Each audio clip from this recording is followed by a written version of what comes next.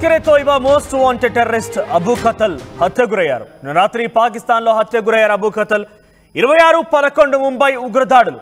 November 26 దాన్ని 26/11గా పాపులర్గా మనం చెప్తూ ఉంటాము. నవంబర్ 26 ముంబై ఉగ్రదాడులకు సంబంధించి సూత్రధారి అయినటువంటి హఫీజ్ సయద్కు ఈ అబూ ఖతల్ ప్రధాన అనుచరుడట.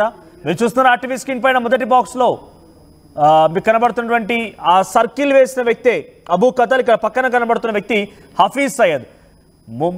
నవంబర్ 26 సంబంధించినటువంటి ఆ హత్య, ఆ మరణకాండకు సంబంధించి, ఆ బాంబు ఉగ్రదాడులకు సంబంధించి దాంట్లో కీలక పాత్రధారి అయినటువంటి హఫీజ్ సయద్ ముఖ్య అనుచరుడే అబూ ఖతల్. నిన్న అబూ ఖతల్ దారుణ హత్య గురైనట్టు తెలుస్తోంది. హఫీజ్ సయద్కు ముఖ్య అనుచరుడైనటువంటి అబూ ఖతల్. అయితే హఫీజ్ ఆదేశాలతోనే జమ్మూ కాశ్మీర్లో మైనార్టీలు, భద్రతా బలగాలపైన కూడా ఈ అబూ ఖతల్ దాడికి పాల్పడ్డాడట. ఖతల్ పర్యవేక్షణలోనే జమ్మూ కాశ్మీర్లోని రియాసీ జిల్లాలోని భక్తులు వెళ్తున్నటువంటి బస్సు పైన దాడి చేసి సుమారుగా 9 మంది మరణానికి కారణమయ్యారు.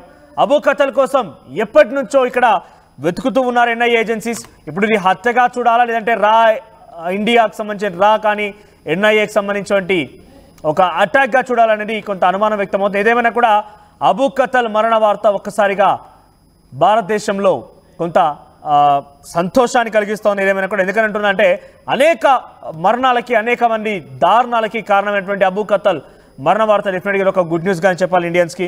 ఎస్, ఒకసారి మన డీటెయిల్స్లోకి వెళ్తే కనుక అబూ ఖతల్ నవంబర్ 2011, 2026 ఈ సంఘటనకు సంబంధించి ఆయన పాత్ర కూడా ఉన్నట్టుగా పెద్ద ఎత్తున చర్చ జరుగుతోంది. ముంబై దాడుల్లో ప్రధాన పాత్రధారి అయినటువంటి పాత్రధారి హఫీజ్ సయద్కు అతను ముఖ్య అనుచరుడిగా ఉన్నారు.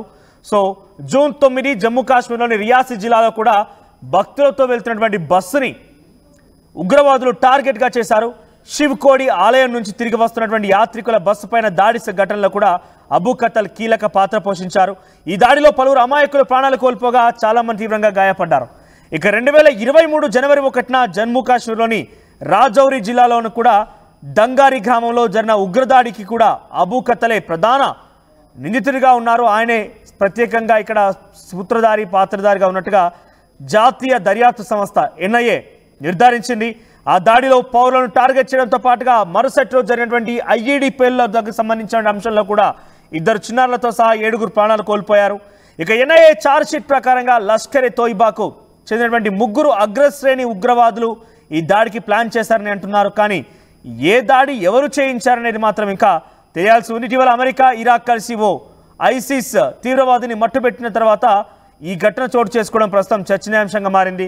అతని మరణంతో లష్కర్ ఏ తోయిబాకు గట్టి ఎదురుదెబ్బ తగిలిందని విశ్లేషకులు అంటున్నారు. ఇక ఎంతకాలం తప్పించుకున్న ఎట్టకేలకి అబూ ఖతల్ మరణం భారత్కి పెద్ద విజయం అని చెప్పొచ్చు. ఇక భారత భద్రతా సంస్థలో ఎంతో కాలంగా అబూ నిర్వహించేటువంటి ఉగ్ర కార్యకలాపాలపై నిఘా పెట్టాయి. అతన్ని అదుపులోకి తీసుకునేందుకు శ్రమించాయి. భారత భద్రతా దళాలకు ముప్పు తెచ్చేలా నేరుగా ఉగ్రవాదులు నియమించుకొని మైనార్టీ సమాజాన్ని లక్ష్యంగా చేసుకునే విషయంలో అబూ ఖతల్ కీలక పాత్ర పోషించారు. ప్రస్తుతం అబూ ఖతల్ ఇన్నాళ్ళుగా తప్పించుకున్నా కూడా ఎట్టకేలకి పాపం పండింది. అనేక రకాలుగా ఇక్కడ మరణకాండకి కారణమైనటువంటి హఫీజ్ సయద్కి ముఖ్య అనుచరుడు అబూ ఖతల్ ఎట్టకేలకి ఆయన హత్య గావించబడడం అనేది భారతదేశానికి గుడ్ న్యూస్గా చెప్పొచ్చు. దీనిపై మరిన్ని అప్డేట్స్ రామ్దాస్ అందిస్తారు. రామ్దాస్, అబూ ఖతల్కి సంబంధించి సో ప్రజెంట్ ఆయన హత్య విషయం పైన అప్డేట్స్ ఏంటి? ఈ విషయం పైన ఇటు ఎన్ఐఏ కానివ్వండి, ఏజెన్సీ నుంచి ఎటువంటి సమాచారం అంతోంది? మోస్ట్ వాంటెడ్ టెర్రరిస్ట్ అంటే లష్కర్ ఏ తోయిబాకు చెందిన ఈ అబూ ఖతల్ సింఘీ పాకిస్తాన్ లో హత్యకు గురైనట్టుగా తెలుస్తోంది. పాకిస్తాన్ జీలం జిల్లా, ఇది జీలం నది పరిసర ప్రాంతాల్లో ఉంటుంది, పంజాబ్ ప్రావిన్స్ లో. సో ఉత్తర పంజాబ్, ఉత్తర పాకిస్తాన్ సంబంధించిన ప్రాంతం. ఆ ప్రాంతంలో హత్యకు గురైనట్టుగా తెలుస్తోంది. ఆయన గన్మెన్ తో, అంటే ఆయనతో పాటు ఒక గన్మెన్ కూడా ఉంటారని. సో వెళ్తున్నప్పుడు కాల్పులు జరిపినట్టుగా తెలుస్తుంది. సో ఆ కాల్పులో ఇద్దరు చనిపోయినట్టుగా తెలుస్తుంది. ఇద్దరిలో హఫీజ్ సయీద్, అంటే ముంబై దాడుల సూత్రధారి హఫీజ్ సయీద్ ఉన్నట్టుగా కూడా అనుమానిస్తున్నారు. కానీ దీనికి సంబంధించి ఇప్పటివరకు ఎట్లాంటి నిర్ధారణ పాకిస్తాన్ వైపు నుంచి రాలేదు. కానీ ఆయన అనుచరుడు, ఆయన మేనల్లుడు అయినటువంటి ఈ అబూ ఖతల్ సింఘీ పాకిస్తాన్ లో హత్యకు గురైనట్టుగా చెప్తున్నారు. శనివారం రాత్రి జరిగింది ఘటన. 8 గంటల ప్రాంతంలో అబూ ఖతల్ చనిపోయినట్టుగా చెప్తున్నారు. మొత్తం మీద ఈయన మోస్ట్ వాంటెడ్ టెర్రరిస్ట్, అంటే మన ఎన్ఐఏ జాబితాలో ఉన్నాడు. సైన్యంతో సహా భద్రతా సంస్థలకు పెద్ద ముప్పుగా పరిణమించిన వ్యక్తి. లష్కర్-e-తోయిబా వ్యవస్థాపకుడైనటువంటి హఫీజ్ సయీద్ కు చాలా సన్నిహితుడు, మేనలుడు కూడా. 26/11 ముంబై దాడిలో ప్రధాన సూత్రధారైనటువంటి సయీద్ లో ఆయన ఐడియాలజీలో కూడా ఈయన పాలు పంచుకుందని చెప్తున్నారు. దాంతో పాటు ముంబైలో అనేక చోట్ల లష్కర్-e-తోయిబా ఉగ్రవాదులు కాల్పులు జరిపారు, బాంబు పేలుళ్లు జరిగాయి. ఈ భయంకరమైన దాడిలో అప్పుడు దాదాపు 160 మందికి పైగా చనిపోయిన సంగతి తెలిసిందే. సో వీటన్నిటి వెనుక మాస్టర్ మైండ్ ఇతను కూడా ఉన్నారంటూ మన ఎన్ఐఏ భావిస్తుంది. అంతేకాదు ఈయన మీద రివార్డు కూడా ఉంది, దాదాపు 10 మిలియన్ల రివార్డు కూడా ఉన్నట్టుగా చెప్తున్నారు. అలాగే ఇండియాతో పాటు యుఎస్ కూడా ఇతన్ని మోస్ట్ వాంటెడ్ టెర్రరిస్ట్ జాబితాలో చేర్చిన సంగతి తెలిసింది. సో మొత్తం మీద ప్రస్తుతానికైనా హతమైనట్టుగా చెప్తున్నారు. ఇతను ఒక్కటే కాదు, మీరు ఇందాక ఒక మాట అన్నారు, రా హస్తం ఉందా అంటే చెప్పలేం. అంటే మనం దాన్ని ఖచ్చితంగా నిర్ధారించలేం. కానీ పాకిస్తాన్ లో భారత వ్యతిరేక కార్యకలాపాలకు పాల్పడ్డ వ్యక్తులంతా కూడా ఇటీవలి కాలంలో చాలా అనుమానాస్పదంగా చెప్తున్నారు. బషీర్ అహ్మద్ కావచ్చు, రియాజ్ అహ్మద్, ఇట్లాంటి వాళ్ళంతా కూడా టాప్ మోస్ట్ అల్-ఖైదా టెర్రరిస్టులు. వీళ్ళంతా కూడా ఇటీవలి కాలంలో చాలా అనుమానాస్పదంగా చనిపోతున్న పరిస్థితి. దాంతో పాటు ఇప్పుడు ఈ కతల్ కూడా, అబూ కతల్ కూడా చనిపోవడం ఒక రకంగా సంచలనమని చెప్పాలి. ఈయన హత్య గావించబడ్డాడు, ఇన్ని కాల్ చంపినట్టుగా తెలుస్తోంది. సో మొత్తం మీద ఈయన చాలా కేసులు ఉన్నాయి. అంటే 2023లో జమ్మూ కాశ్మీర్ లో రాజౌరి జిల్లాలో జరిగిన ఉగ్రదాడికి సంబంధించి ఎన్ఐఏ 5 వ్యక్తులపై ఛార్జ్ షీట్ చేసింది. అందులో ఈయన మోస్ట్ వాంటెడ్ టెర్రరిస్ట్ గా చెప్తున్నారు. ఇక దాంతో పాటు చాలా ప్రాంతాల్లో, ముఖ్యంగా ఇండియాలో ఎక్కడైనా ఉద్రిక్తలు చోటు చేసుకున్నాయి, అది ముఖ్యంగా కాశ్మీర్ లో చోటు చేసుకున్నాయంటే దానికి అబూ కతల్ మాస్టర్ మైండ్ గా ఉంటున్నాడంటూ ఎన్ఐఏ భావిస్తుంది, మన భద్రతా బలగాలు కూడా భావిస్తున్నాయి. అలాగే జమ్మూ కాశ్మీర్ లోని రియాజ్ జిల్లాలో ఈ యొక్క శివఖోరి గుడి నుంచి తిరిగి వస్తున్న యాత్రికులపై కూడా దాడి కేసులు కీలక పాత్ర అని చెప్తున్నారు. అలాగే ఈయన నాయకత్వంలోనే చాలా లష్కర్-e-తోయిబా ఆపరేషన్ చేపట్టింది జమ్మూ కాశ్మీర్ లో.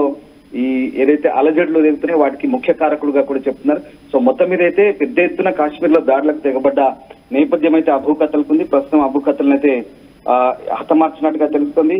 సో ఎవరు చంపారు, ఎందుకు చంపారని మాత్రం ఇంకా పూర్తి స్థాయిలో డీటెయిల్స్ అయితే లేవు. పంజాబ్ ప్రావిన్స్ లో ఈ హత్య జరిగినట్టుగా చెప్తున్నారు. ప్రస్తుతానికి అయితే అందులో 2 చనిపోయినట్టుగా చెప్తున్నారు. సో ఆ ఇద్దరు ఎవరనేది మాత్రం అందులో ఒకరుగా అబూ కతల్ అయితే నిర్ధారించారు. మరి ఇంకొక వ్యక్తి ఎవరనేది మాత్రం తెలియాల్సింది. సో మొత్తం మీద లష్కర్-e-తోయిబాకి ఇదైతే పెద్ద ఎదురు దెబ్బ అని చెప్పాలి. అండ్ మీరు చెప్పినట్టుగా భారత్ కి అయితే ఒక రకమైనటువంటి సంతోషకర పరిణామం. ఎందుకంటే భారత్ లో శాంతి భద్రతల సమస్యలు, అల్లకల్లోలు సృష్టిస్తున్న వ్యక్తుల్లో ఇతను కూడా ఒక ముఖ్యమైన వ్యక్తిగా చెప్పొచ్చు. ప్రస్తుతానికి ఈ టాప్ మిలిటెంట్ ఏదైతే లష్కర్-e-తోయిబా మిలిటెంట్ చనిపోయాడో, ఒక రకంగా ఇది భారతదేశానికి సంతోషకరమైన విషయం. బట్ అక్కడ సేమ్ టైం పాకిస్తాన్ లో జరుగుతున్న పరిణామాలు చూస్తే కనుక మరి ఎవరు హత్య చేశారు, ఏం జరుగుతుందని మాత్రం ఇంకా అక్కడ అధికారులు నిర్ధారించాల్సింది.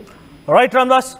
సో లష్కర్-e-తోయిబాకు సంబంధించినటువంటి కీలకమైన ఒక ఉగ్రవాది, చాలా మరణాలకి కారణమైన వ్యక్తి, భారతదేశం అనేక అలజడులకి అనేక రకాల ఇబ్బందుల కారణమైన వ్యక్తి ఈ యొక్క అబూ కతల్.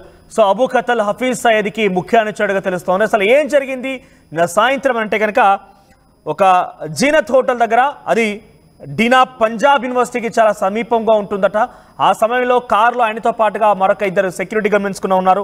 సో ఒక్కసారిగా అక్కడికి వచ్చినటువంటి మరొక పక్కనే కారు ఆగిపోయి ఒక 10 మంది ఆ కారులో ప్రయాణిస్తున్నారట. సుమారుగా ఒకేసారి 15 రౌండ్ల కాల్పులు జరిపి అబూ కతల్ని హతమార్చారు. అయితే దీని వెనుక ఎవరున్నారని ఇంకా కొంత తెలియాల్సి ఉంది. కానీ ఏదేమైనా కూడా ఈ అబూ కతల్ మరణ వార్త భారతదేశంలో అనేక రకాలుగా సంతోషకరమైన వార్తగా మనం చూడాలి. అనేక విజయం సాధించి చెప్పొచ్చు. ఎందుకని అంటుందా అంటే అనేక మరణాలు, 1 కాదు 2 కాదు, ముంబైకి సంబంధించి బాంబు దాడుల నుంచి మొదలుకుంటే జమ్మూ కాశ్మీర్లో అనేక రకాలుగా బాంబు దాడులకన్నింటికి కూడా ఈ అబూ కతలే కారణమయ్యారు. అబూ కతల్ ఇప్పుడు మరణించడంతో భారతదేశ వ్యాప్తంగా కొంత విజయం సాధించినట్టుగానే ఉంది.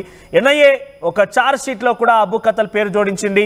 ఆయన కీలకమైన పాత్రధారిగా ఉన్నట్టుగా ఇక్కడ మనం చూస్తున్నాం. ఆ టీ స్క్రీన్ పైన ఎన్ఐఏ మెన్షన్ చేసినటువంటి ఆ ఛార్జ్ షీట్లో అబూ కతల్ పేరుంది. అబూ కతల్ అసలు పేరు మరో పేరుగా తెలుస్తుంది. అబూ కతల్ అసలు పేరు క్యూన్ జియాఉర్ రెహమాన్ గా తెలుస్తోంది. ఆయన ఒక కారులో ప్రయాణిస్తున్నారు. జేలుం ఏరియా సమీపంలో సుమారుగా 7 గంటల సమయంలో కారులో ప్రయాణిస్తుండగా ఒక్కసారిగా పక్కన ఇంకో కారు వచ్చి ఆగింది. ఆ కారులో ఉన్నటువంటి 10 మంది సుమారుగా ఒకేసారి 15 నుంచి 20 రౌండ్ల కాల్పులు జరిపారు. దీంతో అబూ కతల్ అక్కడిక్కడ కుప్పగూలిపోయాడని సెక్యూరిటీ గార్డ్ కూడా చాలా తీవ్రంగా గాయాలయ్యాయి. హఫీజ్ సయీద్కి చాలా అత్యంత సన్నిహితుడిగా, చీఫ్ ఆపరేషనల్ కమాండర్గా కూడా ఈ అబూ కతల్ ఉన్నట్టు తెలుస్తోంది. అబూ కతల్ అనేక మరణాలకి, అనేక మరణకాండలకి కారణమయ్యారు. He was involved in Bhata Dhurian terror attack on April 2023. April 20, 2023న ఒక అటాక్లో కారణమయ్యారైనా. ఒక 5 ఆర్మీ పర్సనల్స్ హతమార్చడంలో ఈయన కీలకంగా మారారు. అయితే ఆయన ప్రజెంట్ పర్సనల్ సెక్యూరిటీ కూడా ఉందట. పాకిస్తాన్ ఆర్మీ ఆయనకి సెక్యూరిటీ కల్పిస్తోంది. పాకిస్తాన్ ఆర్మీతో పాటుగా ఇటు మరికొన్ని సంస్థలు కూడా ఆయనకి సెక్యూరిటీ కల్పిస్తున్నాయి. మొత్తం మీద పాకిస్తాన్ ఆర్మీ, ఆ తర్వాత లష్కర్ ఈ తోయిబా టెర్రరిస్ట్ కూడా సెక్యూరిటీగా ఉన్నారు. పాకిస్తానీ మిలిటరీ పర్సనల్ కూడా అసైన్ చేశారు ఆయనకి. సో సెక్యూరిటీ మధ్యలో ఉన్నప్పటికీ ఈ స్థాయిలో ఆయన హత్య గావించబడ్డారంటే దీని వెనుక ఏం జరిగి ఉంటుందన్న కొంత పాకిస్తాన్ అయితే విచారణ జరుగుతున్నప్పటికీ భారతదేశంలో ఉన్నటువంటి భారతీయులకు కానివ్వండి, ముఖ్యంగా భారత ఆర్మీ కానివ్వండి, ఇది ఒక గుడ్ న్యూస్గా చెప్పొచ్చు. ఏదేమైనా ఇటువంటి మరణకాండకారమైనటువంటి దుర్మార్గులు ఈ స్థాయిలో మరణించడం అనేది అది డెఫినెట్గా పాపం పండిందన్నట్టుగానే భావించాలి. సో ప్రజెంట్ అయితే దీని వెనుక రా ఏజెన్సీస్ ఉన్నాయా, లేదంటే ఎన్ఐఏ హస్తం ఉందా, ఇంకా ఏంటి అనేది మాత్రం కొంత మనం నిర్ధారించలేం. కానీ డెఫినెట్గా మోస్ట్ వాంటెడ్ టెర్రరిస్ట్ అయినటువంటి అబూ కతల్ మరణ వార్త భారతదేశ వ్యాప్తంగా కొంత విజయాన్ని సాధించినట్టుగానే భావించాలి.